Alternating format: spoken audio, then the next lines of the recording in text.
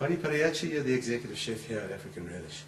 And you've given us an incredible weekend, and I remember on Friday night telling you I'd never eaten such a good vegetarian meal in my life, and then on Saturday night I did the same. So you surpassed yourself with the stuff that we cooked on Saturday. What's your culinary background? Where do you come from? You know, typical Indian home, parents cooking, big families, so every day was a feast. And weekends was even greater feast because my dad comes from one of 10 brothers and 3 sisters. So we used to meet at Grand's house, and every family member had to bring something to contribute to the meal. So all the different aunties and uncles, everyone had their own different flavors. So that's where cooking came up. And my parents in the early 80s became vegetarians. And I was very young then, so Mom would still cook us meat dishes, but my brother and I would insist to see what's in that pot. So we grew up eating lots of vegetables. And did your brother grow up to be a chef? No, he's a motor mechanic. Okay. Why don't you talk about your dad a lot when you're demonstrating your cooking? He's obviously quite an important influence in your culinary. Yes, he is. My dad's it's almost like the rock in my life because, Dad, anything, if there's a problem, I would always tell my dad, and he would fix it or help me sort it out. And also with cooking, now I can't say that Dad's a better cook than Mom because then we'd have huge fights. But Dad always cooked, and he enjoys cooking. And up till now, Mom passed away 10 years ago, so Dad keeps pottering and tinkering in the kitchen, and he comes to visit me here in Prince Albert, and he loves to retire. So he's bought a little piece of land and it's building. So at home now he cooks, and every day it's something different, and it's all vegetables, so it's different things. And the neighbors keep coming to knock on the door and I go, "Hello, how are you? We see Mr. Padayachee's home." And I go, "Yes, please come in." And on Saturday mornings at the local market here, Dad makes samosas, and he'll cook chicken curry or a mutton curry in alternate weekends. So whenever he's here, he's always busy and feeding everyone, and just being merry. But food's always been part of your life, It's and always laughter's been the other part. Pardon? Laughter's been the other part. That's come through quite strongly this weekend. You enjoy a good laugh. I do, actually. No, it's cooking for me is not it's not a job. And I said to Philip and Jeremy, I said, the moment it feels like I'm getting paid for this, then I don't want to do this anymore. So for me, it's fun, and you see, I love tinkering in the kitchen. I mean, some mornings you get up and you think, okay, now what am I going to do? Because, when your sleep breaks, and then I come to the kitchen. So in my pajamas, and I've got my apron on, and I'm cooking out here, and the staff comes and they just look at me and I go, "Never mind, I'm going home now. I'm going home now." Bonnie, your gran was horrified when you announced that you were going to go and study cooking. Yes, that's my dad's mom, and she's gran. And when I said to her, because my brother and I are the only 2 in our family, the first 2 of the cousins to actually finish matric, and then later on my other cousins all decided, okay, well, hey, these 2 can do it, because I grew up in a very traditional home where we still believe in arranged marriage, and the girls, as soon as when you have an arranged marriage, or they meet the partner and they go, okay, that's it, they get married, have babies, and that's it. They don't work.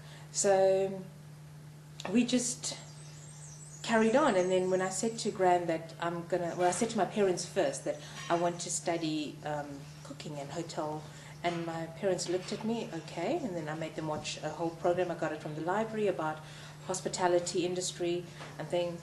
So we did that, and then we had to tell my Gran now that I'm going to go and study to cook. And she goes, "But you're a good cook.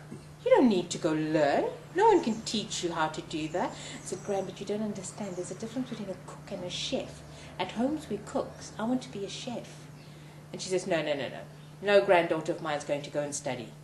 But needless to say, I did. My parents understood, because I think they realized they gave birth to a black sheep, or they probably took the wrong child from the hospital or something. So, I studied for 3.5 years at the hotel school in Durban. And then I had to go and tell Gran I had to leave home for 6 months to go do in-house training. She goes, You don't need to do that. There's lots of restaurants in Durban. There's lots of hotels in Durban that you could do this. I said, no, but Gran, you don't understand. I have to do this because if I don't get this piece of paper, I would fail. And she says, that's okay. You don't need a piece of paper to tell you're a cook. It was just one of those things.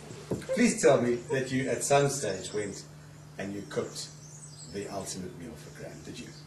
No. Never did it? Never did. Damn shame. Would have loved to shame. have known what you would have But, said. you know, I mean, my parents worked, so we never had a nanny or that sort of thing. So we'd end up sitting, all the grandkids, be at Gran's house.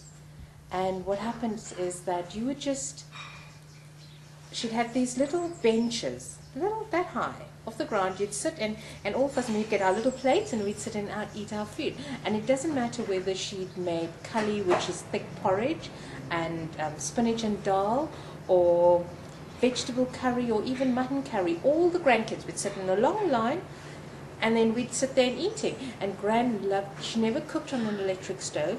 She always cooked with a fire outside on this triangle pot things, and you put the pot on, and she always cooked with an open flame.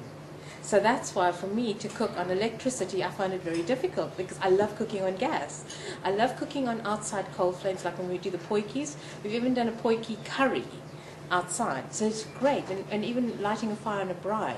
So I would, if I could turn back time and cook something for Gran, I would make her something that I love eating, which is roast chicken, mash and gravy.